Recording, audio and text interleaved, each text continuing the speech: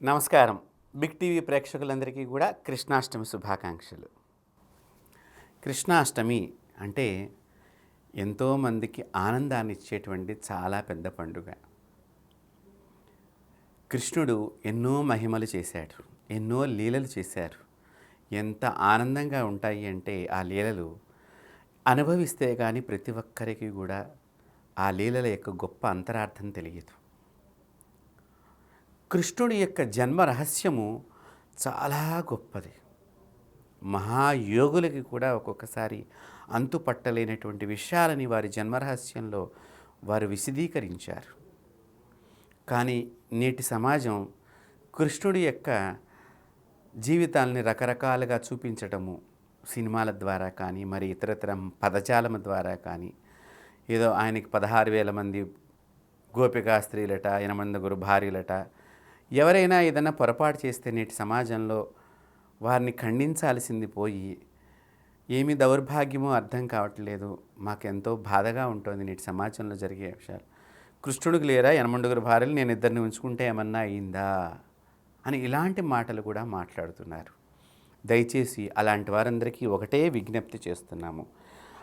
కృష్ణుడితో మనల్ని ఎప్పుడూ కూడా మనం పోల్చుకోకూడదు. ఆయన కృష్ణం వందే జగద్గురుం.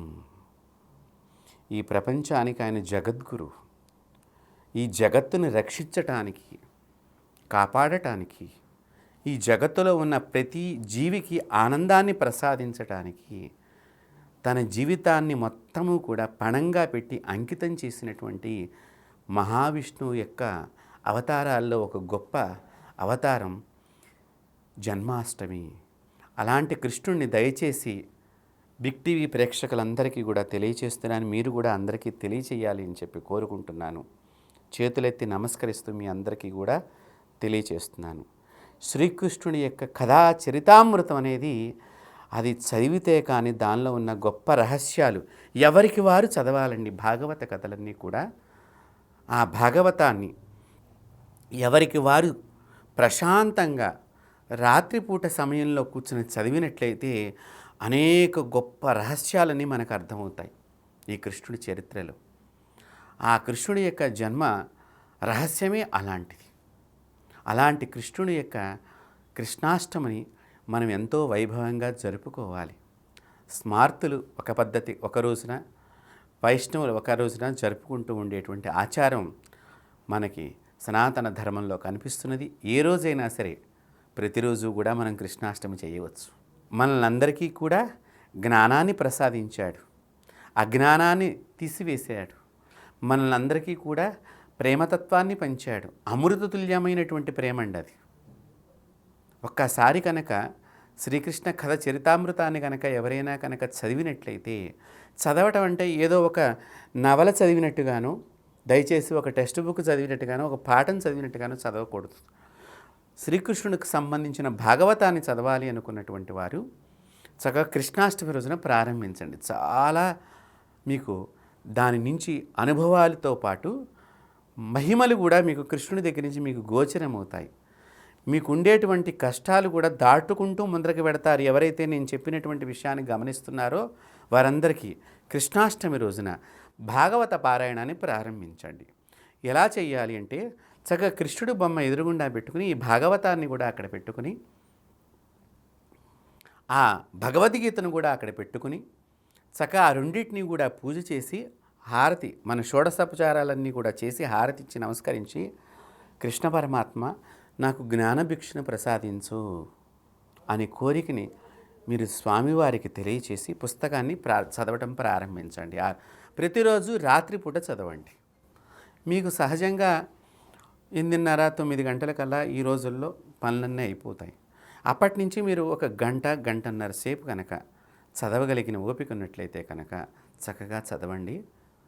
మీకు తెలియకుండా మీరు చదువుతున్నప్పుడు, ఇది నేను నిజముగా అనుభవించి చెబుతున్నటువంటి విశేషం. నేను ఆ పుస్తక పారాయణం చేస్తున్నప్పుడు పక్కన ఎవరో చిన్నపిల్లవాడు అలా చాలా సందర్భాల్లో సంచరించినట్లుగా నాకు గోచరమైనది. అంత గొప్ప సంకేతాలను మనకిస్తూ ఉంటాడు. ఒకసారి మేము మధుర వెళ్ళాం. మమ్మల్ని కొంతమంది శిష్య బృందంతో మమ్మల్ని మధుర తీసుకువెళ్ళారు. అదే సమయంలో అక్కడ ఉండేటువంటి కృష్ణ మందిరంలో ఇస్కాన్ టెంపుల్కి సంబంధించినటువంటి కృష్ణ మందిరం అది. గుడి కట్టేసే సమయం. అయితే నేను లోపలికి వెళ్ళే ముందర అక్కడ చక్కగా గులాబీ పూలు దండ కనిపించింది. కొనండి అని అన్నా. వాళ్ళు అన్నారు, గురువుగారు ఇప్పుడు ఆ మాల వెయ్యరు, ఇప్పుడు గుడి కట్టేసే టైం కదా, ఒక్క నిమిషం నమస్కారం చేసుకుని వచ్చేద్దాము అని అన్నారు. అయినా కూడా కొనండి అని అన్నా. లేదండి, లేదు కొనండి, వారు మాల వేస్తారో లేదో మనకు అనవసరం, భగవంతుడు మన పక్షాన ఉన్నప్పుడు ఏదైనా జరగవచ్చు అని నేను సెలవిచ్చాను. విచిత్రం ఏమిటంటే ఆ మాల మా చేతిలో ఉండంగా ఆ లోపల ఉండేటువంటి ఆ మందిరంలో ఉండేటువంటి ఆ ఇస్కాన్ అర్చక స్వామివారు మేము కొన్నటువంటి స్వామివారి గురించి కొన్న మాల తీసుకుని స్వామివారి మెడలో వేసి స్వామివారి మెడలో ఉన్న మాల తీసుకొచ్చి మాకు వేయటం జరిగింది. కాబట్టి కృష్ణ పరమాత్ముడి యొక్క లీలలు ఎవ్వరికీ కూడా అర్థం కావు. నాతో పాటు ఒక 20 మంది దాకా వచ్చారు. వాళ్ళందరూ ఆశ్చర్యపోయారు.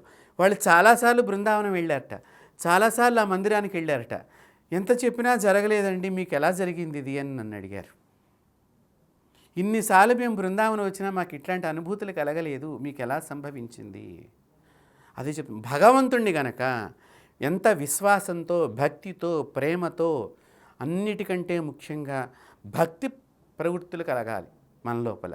ఆ శక్తి ఎందు, అది కృష్ణశక్తి కావచ్చు, శివశక్తి కావచ్చు, అమ్మశక్తి కావచ్చు, జగదంబ శక్తి కావచ్చు, ఏ శక్తి అయినా కూడా దాని ఎందు పూర్తిగా మనము ఆత్మ నివేదనను కలిగి ఉండాలి. 9 విధమైనటువంటి భక్తి మార్గాల్లో చివరి భక్తి మార్గం ఆత్మ నివేదన అంటారు. అలాంటి ఆత్మ నివేదన అనేటువంటి సమర్పణ భావన మన లోపల ఉన్నప్పుడు తక్షణం అలా జరుగుతాయి.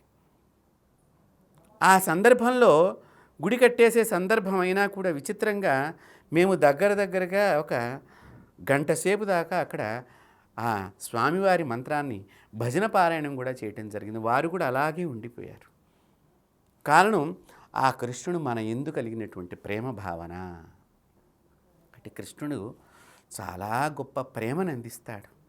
మాతృప్రేమని పొందలేకపోయాననే బాధతో, అమ్మ ప్రేమను పొందలేకపోయాననే ప్రేమతో అమ్మ యొక్క ప్రేమను పొందాలి అని చెప్పి జన్మించినటువంటి శక్తి స్వరూపం శ్రీకృష్ణ జన్మ అవతారంలో ఉండేటువంటి.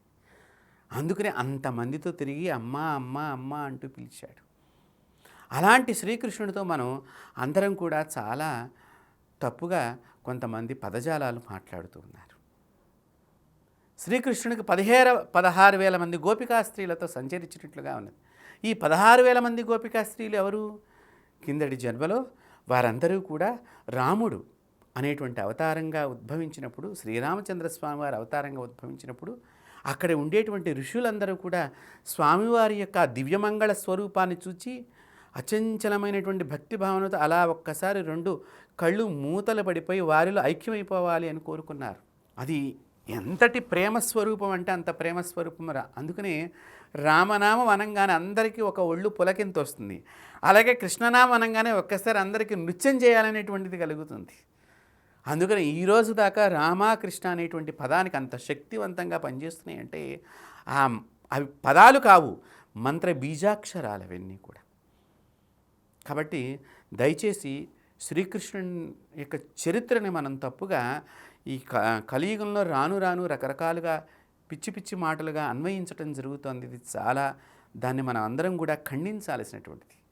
కృష్ణాష్టమి రోజున చక్కగా కృష్ణుడిని ఆనందంగా చూస్తూ, నేను ఈ రోజున నువ్వు పుట్టావని తెలుసుకోగలిగాను, ఇప్పటికైనా కూడా నన్ను నీ భక్తుడిగా స్వీకరించు, నీ పాదాల దగ్గర ఉంచుకో, మళ్ళీ నాకు జన్మే వద్దు అని ఆ మనిషి తాపత్రయపడాలి. అంతేగాని కృష్ణాష్టమి వచ్చింది, ఒక గుడికి వెళ్ళాము, అక్కడ ఏదో వెన్నసేవ చేశారు, అవి మామూలుగా జరుగుతూ ఉంటాయి. స్వామివారికి ఇష్టమైనవన్నీ కూడా మనం సమర్పణ భావన మనలో ఉండాలి కదా. కానీ ఈ వెన్న సమర్పణ చేయటంలో ఎంతైతే ఆనందం కలుగుతుందో అలాగే స్వామివారిని మన ఇంటికి తెచ్చుకునే దానిలో కూడా అంతే ఆనందమైనటువంటి భావన కలిగి ఉండాలి. బృందావనంలో ఎంతమంది యోగులండి, ఆ కృష్ణుని దర్శనం చేసి రోజు కృష్ణునితో మాట్లాడే సంభాషణ కలిగినటువంటి శక్తి కలిగినటువంటి యోగులు ఎంతోమంది జీవించి ఉన్నారు ఆ బృందావనంలో. చైతన్య ప్రభుపాదులు, ఒక మీరాబాయి, ఎంతమంది. కాబట్టి ఆ కృష్ణుడి యొక్క చరిత అమృతం అన్నమాట.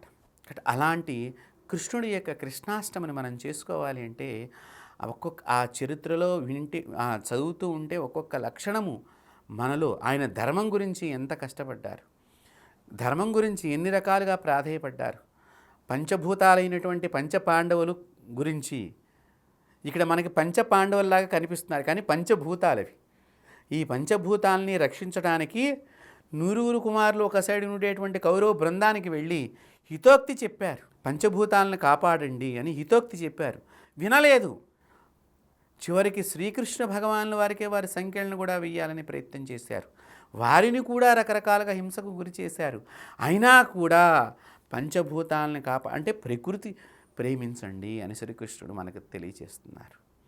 శ్రీకృష్ణ భగవానుడు ప్రకృతి ప్రేమించేటువంటి కలిగినట్టు. అందుకనే వేణుగానం వినిపించంగానే గోమాతలందరూ కూడా, పక్షులు, నెమళ్ళు, అనేక రకాలైనటువంటి సర్పాలు కూడా అక్కడికి వచ్చి ఒక చోటనే ఉంటాయటండి. శ్రీకృష్ణుడు వేణునాదం ఊదుతున్నప్పుడు అన్ని జీవులు కూడా ఆ కృష్ణుడి దగ్గరకు వచ్చేస్తాయని భాగవతంలో ఉన్నది, శ్రీకృష్ణుని యొక్క చరితామృతంలో ఉన్నది. యోగులు దర్శించారు ఆ మాదిరిగా. ఎందుకు ఇలా జరుగుతున్నది అంటే ప్రకృతిని ఆయన ప్రేమించారు. శ్రీకృష్ణ జన్మాష్టమి రహస్యమే ప్రకృతిని ప్రేమించటము. కాబట్టి మనం కృష్ణాష్టమిని చక్కని పద్ధతిగా, అంటే కృష్ణుడు ఏ విధంగా ఆడుతూ పాడుతూ తన జీవనాన్ని సాగించాడో మన పిల్లల్లో కూడా మనం కృష్ణాష్టమిని అదే విధంగా చేపించాలి, జరిపించాలి. అంతేకాని వారికి లేనిపోనివన్నీ కూడా మనం చెప్పరాదు. శ్రీకృష్ణుడు చూడండి, చిన్నప్పటి నుంచి ఎన్ని కష్టాలు అనుభవించారు. ఒక పూతన అంటే తల్లి వేషంలాగా వేసుకొని ఒక రాక్షస వనిత అంటే ఏంటి, అదే మన శాస్త్రంలో చాలా గొప్పగా విషయాలన్నీ కూడా రహస్యంగా ఉన్నాయి. శ్రీకృష్ణుడి యొక్క జీవితంలో జరిగేవన్నీ కూడా గండాలు. ఆ గండాలని ఒక్కొక్క రాక్షసి కింద మనం చెప్తున్నాం ఇక్కడ. అయితే సామాజికంగా కూడా అవి జరిగి ఉన్నాయి. ఆ రాక్షసుల ద్వారా వారికి ఇబ్బంది కలిగింది. సో నీ జీవితంలో కూడా ఈ మాదిరిగా అయినటువంటి గండాలు వచ్చినప్పుడు నువ్వు ఎలా తప్పించుకోవాలనేటువంటి విషయాన్ని శ్రీకృష్ణ కన్నామృతం మనకు బోధిస్తున్నది. కాబట్టి పూతన తల్లి వేషం లాగా వచ్చినప్పుడు నువ్వు ఎంత జాగ్రత్త వహించాలి చూడండి. మరి తల్లిగా వచ్చి పాలిద్దామనుకున్నటువంటి ఆ స్త్రీ విషమును రాసుకుని వచ్చి శ్రీకృష్ణుడిని సంహరించాలనేటువంటి భావనతో వచ్చినది. ఒక బకాసురుడు, ఒక వృషభాసురుడు, ధేనుకాసురుడు, ఇలా ఎంతమంది అండి శ్రీకృష్ణుని మట్టుబెట్టాలని ఆలోచనలతో వచ్చినటువంటి వాళ్ళు. కానీ ఆ కృష్ణుడి యొక్క భగవంతుడు చాలా శక్తివంతుడు. చూడటానికి చిన్నగానే కనిపిస్తాడు. చిన్నపిల్లవాడు ఉన్నప్పుడే ఇవన్నీ కూడా జరిగినాయి.